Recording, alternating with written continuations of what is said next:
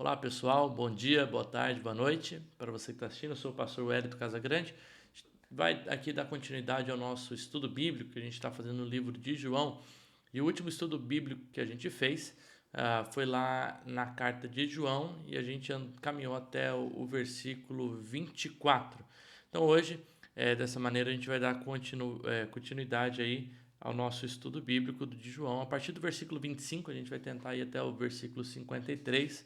A ideia é que, de forma bem sintética, a gente ande pelos principais versículos e consiga compreender, né, aquilo que o texto está nos dizendo, né? A ideia é, de forma expositiva, a gente expor o texto, explicar o texto e, onde for possível, fazer essa aplicação do texto. Antes disso, eu gostaria de colocar a vinheta aí do meu canal.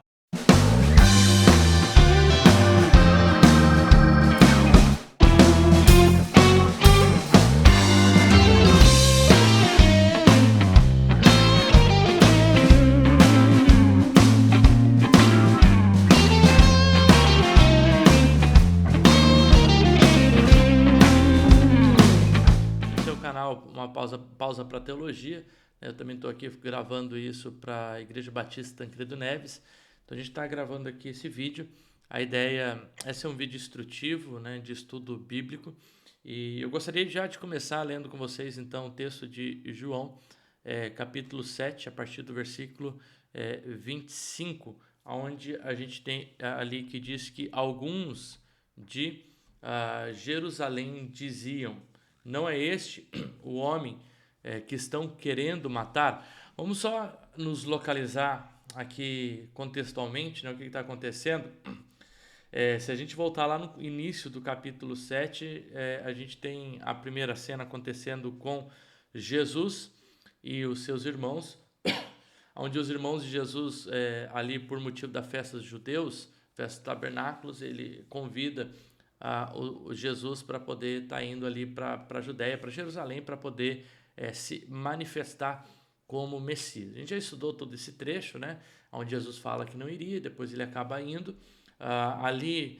Quando ele acaba indo, Jesus acaba indo secretamente ver algumas opiniões acerca de Jesus, né, e isso vai até o versículo 24, 25. No versículo 25, a gente começa aqui de novo, na cena, a partir do versículo 25, a gente vai ter Jesus, né? Esse é dos personagens, é o personagem principal aqui da cena. Juntamente com Jesus, a gente vai ter alguns de Jerusalém, né? Versículo 25. Depois, no versículo 32, a gente é introduzido ali aos fariseus. Ali também a gente tem aqueles que quiseram prender Jesus, tanto no versículo 30 quanto lá mais adiante, né? Possivelmente os guardas do templo, que são aí possivelmente da linhagem de Levi. Então, pessoas que guardavam o templo, né? Os guardas do templo, os policiais do templo, vamos dizer assim, que vão ali para prender Jesus. A gente tem a multidão que, a partir do versículo 32, vai ter uma opinião muito diversa acerca de Jesus. E, além da multidão, a gente vai ter depois, lá no final do texto, né, toda a discussão acerca de Jesus com os sacerdotes, os fariseus, e aí todos se encontram aí nessa cena. Eu quero começar ali no versículo 25, então, que diz que alguns de Jerusalém, eles falavam acerca de Jesus. A gente não tem especificamente aqui quem são esses de Jerusalém que estão falando aqui de Jesus, se são os fariseus que vão aparecer depois, ou alguns de grande importância em Jerusalém, né? A gente tem várias hipóteses aqui de quem seriam, né, essas pessoas aqui de Jerusalém. O fato é que a gente tem aqui, então, alguns opositores, né, a Jesus que aparece em cena, né? E esses opositores, a partir do versículo 25, eles começam a indagar justamente se Jesus não é o homem que eles estão querendo matar. Isso a gente já vê no começo do capítulo 7, quando Jesus diz que justamente ele está andando na Galileia porque alguns procuravam matar ele, né? E aonde mais a gente vê isso? Lá no capítulo 5, quando Jesus ele faz a cura no sábado do homem paralítico, então alguns também procuram matar Jesus. Então possivelmente está aí nessa mesma cena, né, onde Jesus está sendo de certa forma perseguido, né, só que por várias vezes no versículo 30 e depois também, salvo engano, no versículo 43, vai ser enfatizado aqui que ainda não havia chegado a época de Jesus, né? Lá no começo também do versículo, no começo do capítulo, né? Jesus ele se indispõe a ir lá para a Judéia para se apresentar, como os seus irmãos haviam sugestionado, né? E o texto fala que também não havia ainda chegado a hora. Então, versículo 25, a gente tem aqui o contexto, onde ele começa a se questionar, né? Não é esse homem que eles estão querendo matar, né? Se Jesus ele começa o capítulo se apresentando de uma forma muito indiscreta e até num certo segredo messiânico, não se apresentando em público, a gente vai vendo que pouco a pouco ele na festa ele vai tomando notoriedade entre o povo. Ele já começa a discursar na sinagoga, no templo, já começa a fazer a sua pregação. E aqui a gente tem agora Jesus falando abertamente, né? O versículo 26 vai dizer: eis que ele fala abertamente e ninguém lhe diz nada. Será que as autoridades reconhecem de fato que este é o Cristo? Ou seja, houve até uma provocação aqui, né? Mas nós sabemos de onde este vem. Quando, porém, o Cristo vier, ninguém saberá de onde ele é. Isso é uma questão curiosa aqui, que o texto vai nos trazer no versículo 27, justamente porque quando a gente olha ali para o Antigo Testamento, a gente vai ver vários textos que vão apontar a origem do Messias ligado à cidade de Belém de Judéia, né? E aqui então a gente tem a ideia de que alguns judeus tinham em mente de que quando o Messias se apresentasse, esse Messias, as pessoas não saberiam a sua identidade ou a sua origem, né? E aqui a gente está tratando possivelmente até de uma crença popular que havia de que esse Messias enviado por Deus, ele só seria apontado na sua revelação, mas que ele viria de uma forma discreta e de uma forma anônima, né? Isso é uma visão que havia acerca da messianidade ou do segredo messiânico, né? Mas também haviam aqueles que criam e sabiam, né, como profetizado lá em Miqueias, capítulo 5, versículo 2, de que de Belém viria o Messias, né? Mas a gente vai ver que o questionamento deles aqui não é nem a questão de Belém, mas é justamente que eles remontam a Jesus a cidade da Galileia, né? Como se Jesus não fosse ou não viesse de Belém, né? Então, de fato, há um desconhecimento acerca aqui da origem de Jesus, né? É o que o versículo 27 ele vai nos trazer.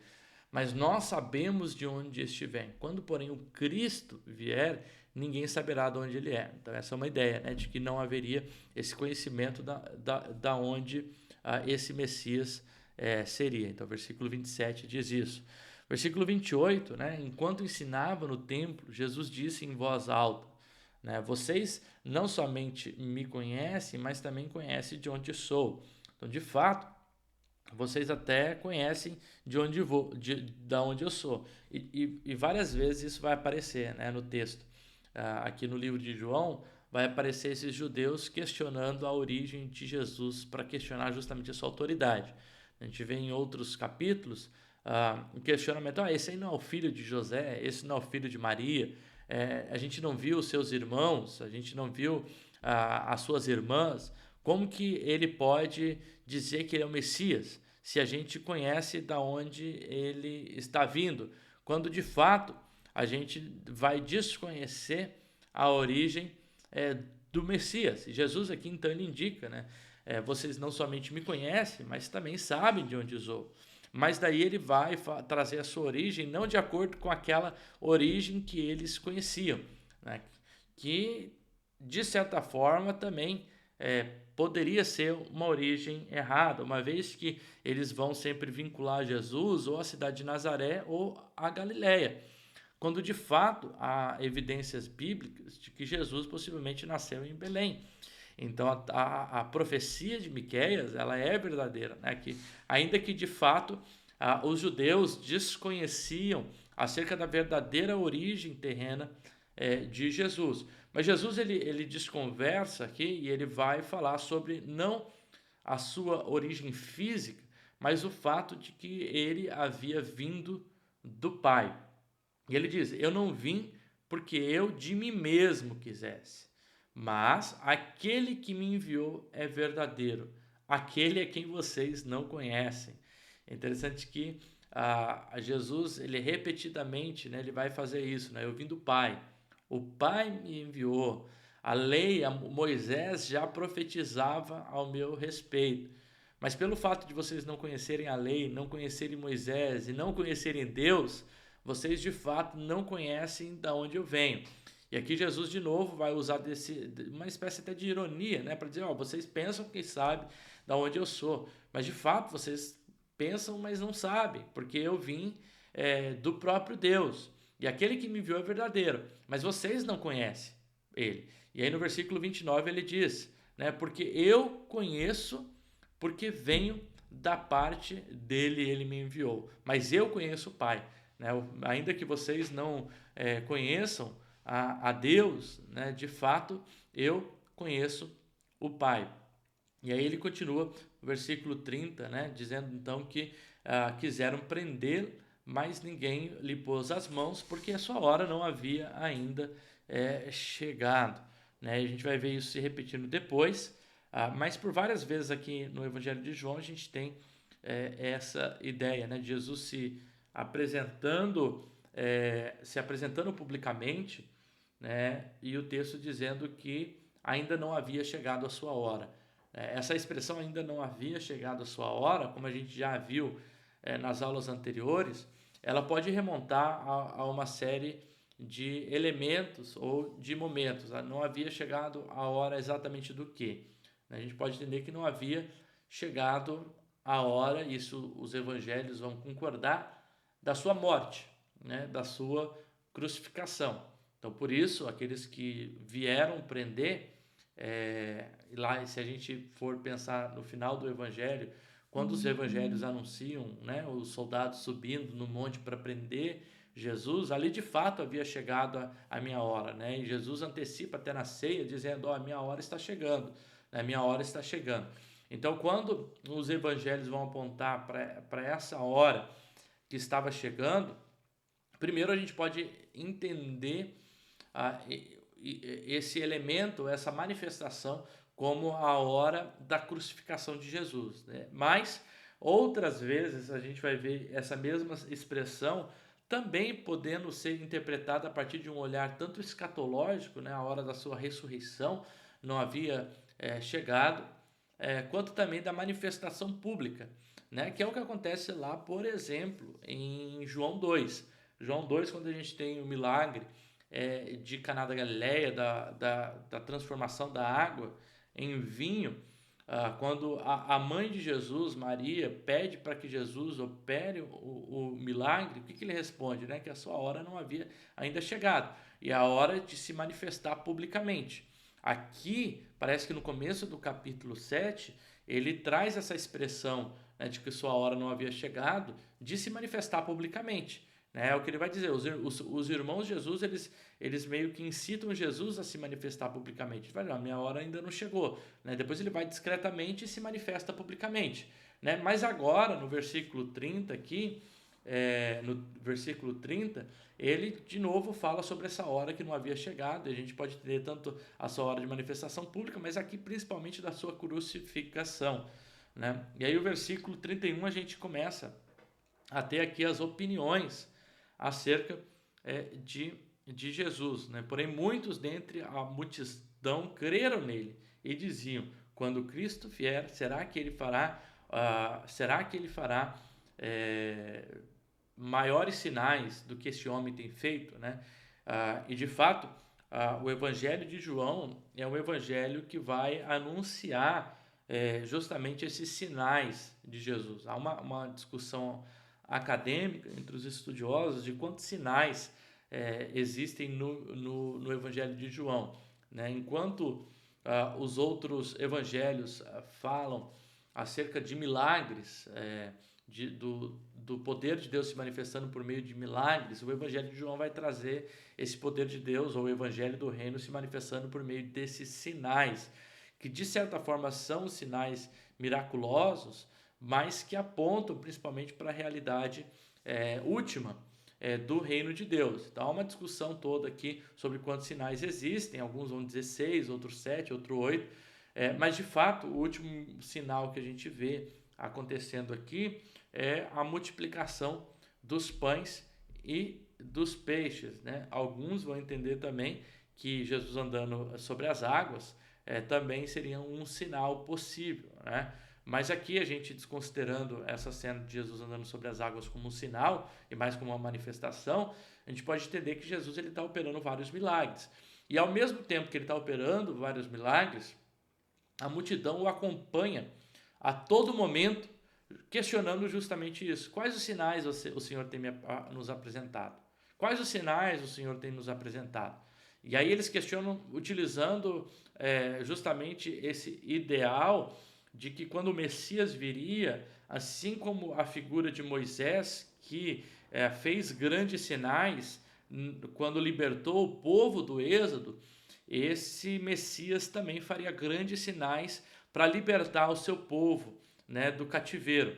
E aí a gente vai ver até o questionamento no capítulo anterior, quando Jesus ele sai, depois do milagre da multiplicação dos pães e do peixe, vai lá para a região de Cafarnaum, ali a multidão chega e diz justamente o seguinte: olha, Moisés nos deu o pão, Moisés fez o milagre dos pães, lá do maná. E que milagre o Senhor tem nos apresentado, né? E aí Jesus fala: olha, vocês estão olhando aí, eu estou fazendo o milagre da multiplicação dos pães, mas mais importante do que isso, vocês estão me seguindo por esses sinais, é de que eu sou o verdadeiro pão que desceu do céu, né? Então Jesus se apresenta como o grande sinal, como o grande eu sou para aquelas pessoas. E aqui então alguns dentre a multidão começam a nutrir essa ideia justamente desse Cristo, né? Do Messias, do ungido que viria e faria grandes sinais. Versículo 32 diz: então, ouvindo os fariseus, aqui então a gente tem novos personagens chegando em cena, né? Então os fariseus ouvindo isso, ouvindo a multidão murmurar acerca de Jesus, é engraçado que a gente tem lá no começo do capítulo Jesus ouvindo a multidão murmurar acerca dele, né? E aí ele entra em cena.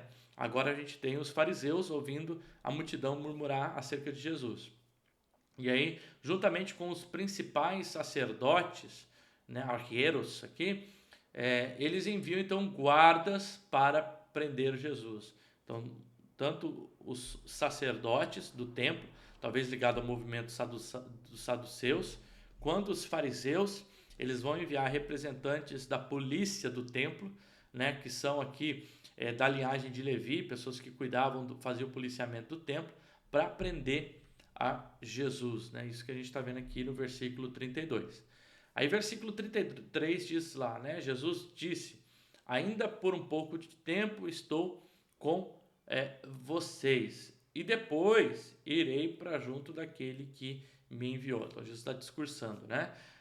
E de fato, quando ele diz ainda por pouco tempo, a estimativa é que Jesus possivelmente teria mais uns 6 meses de vida até a sua crucificação. Então Jesus está nos 6 últimos meses ali da sua existência, já sabe que a sua hora está chegando, né? Ainda que não havia chegado, e ele então diz, né? Ainda por um pouco de tempo estarei com vocês, mas depois eu vou para aquele que me enviou.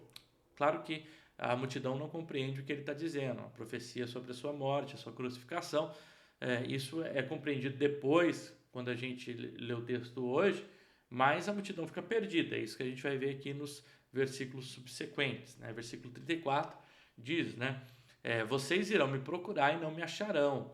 Vocês também não podem ir aonde eu estou. E aí os judeus, eles ficam mais perdidos ainda, né? Versículo 35, então eles começam a dizer um para o outro: para onde ele vai que a gente não pode achar. Será que ele pretende ir para a diáspora entre os gregos?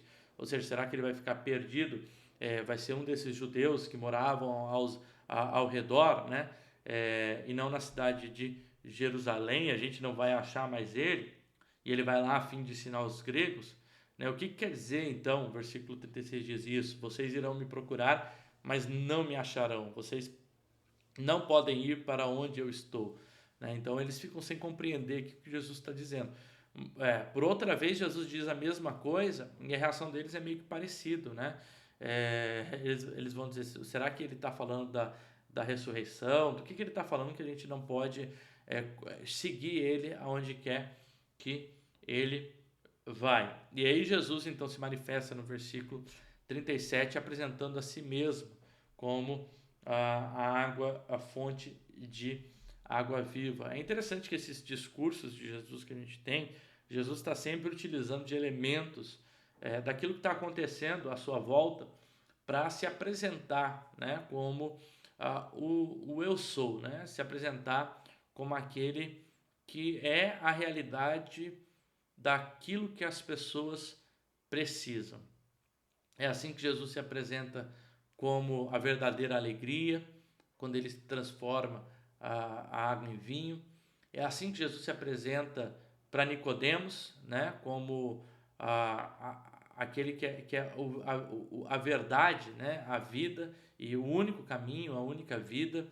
É assim que Jesus se apresenta com a mulher samaritana, como a água pelo qual quem beber daquela água jamais vai ter sede. É assim que Jesus se apresenta a multiplicação dos pães e dos peixes, quando Jesus se apresenta como o pão da vida, né? Aquele que gera a vida e por meio do qual a vida é gerada.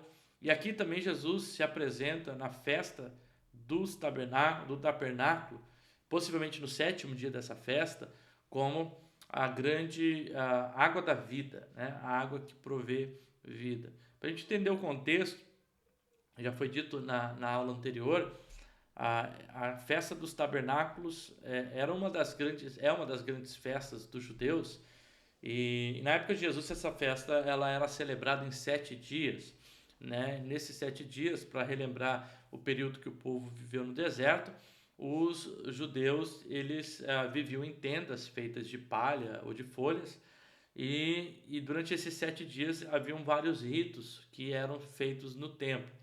Entre esses ritos havia o rito da luz, onde várias luzes eram candelabros, né, e luzes eram acendidas ali no templo, no átrio, para justamente representar o fogo que lá no deserto guiou o povo no deserto. Mas também havia uma celebração e um rito feito com a água, aonde era retirada a água do tanque de Siloé e levada ao templo. Isso era feito todos os dias durante os 7 dias.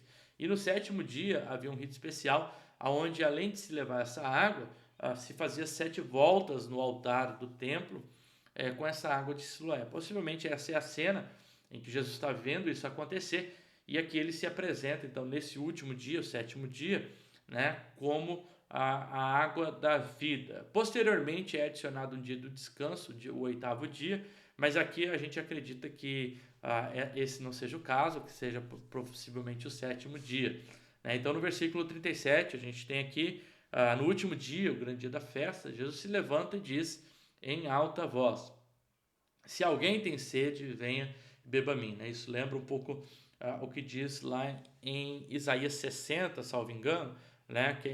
Que lá Deus se apresenta, né, como o alimento gratuito e a bebida gratuita, que é o verdadeiro manancial que pode satisfazer a necessidade do povo, né? De igual forma, Jesus se apresenta como o eu sou, né? Quando ele diz eu sou aquele que supre qualquer necessidade. Eu sou o pão, eu sou a água, eu sou o mantimento.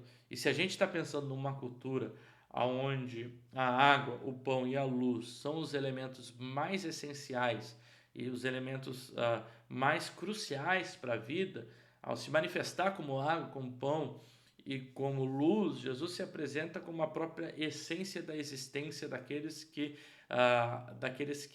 precisam ou que possuem necessidade. Né? O pão sendo responsável por grande parte da alimentação daquela época, a água sendo como a fonte mais importante de hidratação até hoje, né? Do ser humano. O ser humano necessita da água para que possa viver. E aí Jesus se manifesta como ele faz lá com a mulher samaritana, como essa água que sacia, né, a sede, toda a necessidade humana.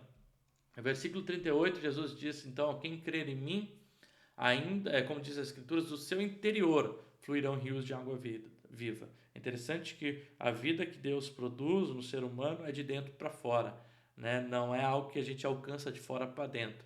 É o Espírito Santo de Deus que, quando faz morada em nós, como selo e penhor, ele produz verdadeira vida de dentro para fora. É isso que a Escritura está dizendo, vai fluir, né? E aqui, Jesus, ele não é apenas água, ele não é a água de um poço parado. Jesus, ele se apresenta como a água viva, a água que corre, a água que é manancial, a água que continua brotando e que continua florescendo, a água que está fluindo, né? Jesus, do interior vai fluir rios de água vivas. Versículo 39, né? E ele disse isso a respeito do Espírito que neles crescem, que haviam de receber, pois o Espírito até aquele momento não havia sido dado, porque ainda Jesus não havia sido glorificado. Aqui a gente tem um adendo de João, que Jesus estava manifestando, como eu disse, né, o próprio Espírito de Deus, que havia de fazer morada, e a partir do seu Espírito, essa vida ia ser produzida de dentro para fora. João 16 depois vai fazer essa manifestação desse Paracletos, né, como a vida verdadeira, né, desse Consolador que estaria conosco todos os dias. Né? Mas até esse momento, a gente está vendo a manifestação do Filho, não do Espírito, e que a partir da crença nesse Filho, verdadeira vida ia brotar na vida daquelas pessoas. E aí, novamente, a partir do versículo 40, a gente tem aqui uma divisão de pensamento acerca de Jesus. Né? Então, quando eles ouvem essas palavras de Jesus, a gente tem aqui, uns diziam, este é verdadeiramente o profeta. Outros diziam, ele é o Cristo. Outros, porém, perguntavam, né? E a gente tem lá no versículo 41, por acaso o Cristo virá da Galiléia? Então, a gente tem três pessoas aqui totalmente com pensamentos diversos acerca de Jesus. Jesus, de fato, era profeta, mas ele não era um profeta, ele era o grande profeta. E aqui ele diz, né, este é o profeta. E sim, ele era o profeta que veio substituir Moisés, né? Mas ele também é o Cristo. Então, de certa forma, essa multidão ela não está totalmente errada, mas ela não possui uma visão verdadeira ou completa acerca de quem Cristo é. Né? E há também aqueles que desconhecem, né? e questionam sobre o movimento de Jesus. Né? O Cristo será que vai vir da Galileia? Né? E aí eles dizem, não diz a Escritura que o Cristo vem da descendência de Davi, da aldeia de Belém, de onde era Davi? Né? E a gente olhando para esse texto, para a gente faz sentido. Né? Cristo de fato veio, filho de Jessé, da linhagem de Davi, nasceu na cidade de Belém. Então a profecia se cumpriu, né? Mas há um desconhecimento aqui do povo acerca da origem de Jesus, né? Então eles de fato não conhecem nem sequer a origem verdadeira de Jesus. Aí o versículo 43 vai apresentar uma certa divisão entre o povo, né? Então assim havia divisão entre povos. Alguns queriam prendê-lo, mas de novo, né? Ninguém lhe pôs a mão. Aqui não há referência, né, porque ainda não havia chegado a hora, mas a gente compreende a partir do contexto, né, como diz lá no versículo 30, que esses foram parados por Deus, porque ainda não havia chegado a hora de Jesus ser preso. E aí no versículos 45 até 53, a gente tem as duas últimas cenas, onde a última cena, na verdade, onde os guardas vão voltar na presença dos sacerdotes, dos fariseus, e vai haver um diálogo entre esses guardas e os fariseus, e depois a multidão se despede e vai para casa, né? Versículo 45 diz que então os guardas voltam à presença dos principais sacerdotes e dos fariseus. Então, imagina, esses guardas foram até lá prender Jesus, chegaram lá, ficaram maravilhados com o discurso de Jesus e não conseguiram prender ele. E eles voltam então agora de mãos abanando, vazia para os principais sacerdotes. Então os sacerdotes questionam, né, por que vocês não o trouxeram? E aí então os guardas respondem, jamais alguém falou como este homem. Então, o versículo 47, os fariseus disseram aos guardas, será que também vocês foram enganados? Então aqui a gente vê claramente, né, uma rejeição dos fariseus e dos sacerdotes, né, acerca da messianidade de Jesus. A gente vai ver que os evangelhos vão trazer, né, justamente essa oposição dos principais religiosos ao movimento de Jesus. Em versículo 48, os fariseus vão elencar justamente essa atitude dos guardas a um desconhecimento da lei, né, como se eles não conhecessem a lei. Por acaso alguma das autoridades ou alguns dos fariseus creu nele, né? Ou seja, ele está indagando aqui, que ele está querendo dizer, olha, ninguém das autoridades aqui ou dos fariseus creram em Jesus, mas o povo que nada sabe da lei é maldito, né? E aí é uma crença do farisaísmo, né? De que aqueles que cumpriam a lei, as autoridades, eles tinham uma posição especial diante de Deus, e de que o povo que descumpria a lei era considerado maldito. E aí a gente vê a cena de Nicodemos, né? Aqui Nicodemos, que já havia se encontrado com Jesus e que é um simpatizante do movimento de Jesus. A gente não sabe se Nicodemos vem se converter ou não, mas a gente vai ver o Evangelho de João, ele traz esse Nicodemos como, no mínimo, um simpatizante, né, do movimento de Jesus. Ele questiona, né? Será que então Nicodemos, um deles, que antes tinha ido conversar com Jesus, perguntou-lhes: será que a nossa lei condena um homem sem primeiro ouvir e saber o que ele fez? Ou seja, ele coloca de certa forma um questionamento, né, ali sobre essa atitude dos fariseus de total rejeição. E os fariseus, então, eles respondem que os principais sacerdotes, você também é da Galileia? Levante e perceba que da Galileia não se levanta profeta. Né? A gente até canta, né? Galileu, Galileu. E de fato Jesus ele cresce na Galileia, né? Mas Jesus, a sua origem, ela possivelmente não tem a ver com a Galileia, né? Ele é Galileu de criação, mas Jesus possivelmente nasce em Belém, como as profecias já lá em Miqueias havia profetizado. E o versículo 53, a gente tem a quebra da cena, ali onde diz que cada um então foi para a sua casa, né? Então se dissipando a cena aqui do que está acontecendo. Então esse foi o nosso texto aqui de João 7, do versículo 25 a 53. É uma continuação, na verdade, do que a gente já estava conversando nas duas últimas aulas, né? A gente estava só finalizando esse texto. Desde lá da saída de Jesus, ou na última aula, desde lá da saída de Jesus para ir para a festa e depois todo o burburinho, o movimento, né? Tudo a movimentação que a saída de Jesus nessa festa, a festa do tabernáculo provoca, né? E aqui a gente vê esse questionamento acerca da própria identidade de Jesus, né? Havia muitos questionamentos. Primeiro a gente tem na cena os irmãos de Jesus, que não creem em Jesus, ainda que depois eles vão passar a crer em Jesus. Depois dos irmãos de Jesus, esses próprios irmãos, eles provocam Jesus para ir lá e se apresentar. E aí Jesus ouve na cena que existem na multidão, várias opiniões acerca dele. Uns dizem que ele é o profeta, Elias, Moisés, que ele é o Cristo, outros não sabem, uns dizem que ele tem demônio. Há também confusão entre os principais sacerdotes, querem prender Jesus, mas também não sabem como fazer isso, tem opiniões diversas, né? A gente vê o próprio Nicodemos com opinião diversa aqui. Então a gente vê o questionamento aqui no capítulo 7 sobre a seguinte pergunta, né? Quem é Jesus? Quem é Jesus? E há várias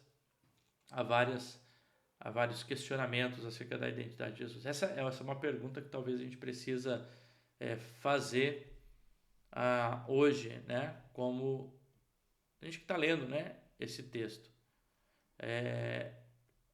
Qual tipo de imagem a gente tem sobre Jesus?